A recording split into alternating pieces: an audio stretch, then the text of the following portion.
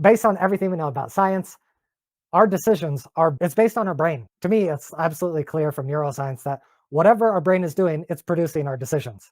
If you damage the brain, you damage our ability to decide things. If you enhance the brain, you enhance our ability to decide things.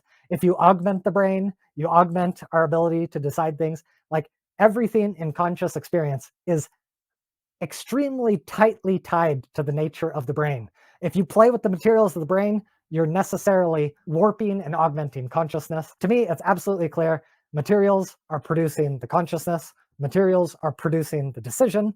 And the problem is, from a free will perspective, we know that all of these materials are following the laws of physics. They're not following the arbitrary whims of some idealistic consciousness.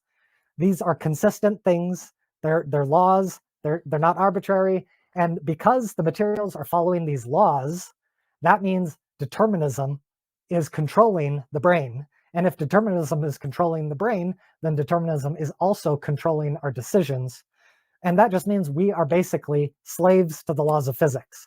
And we can have these conscious experiences, we can have the feeling of deciding, but we are just witnessing our own mechanics. Our mechanics are moving. There's the magnetism of our materials is the electricity is following the path of least resistance. Okay, the electricity goes over here to decide this. Okay, now the electricity goes over here to decide this.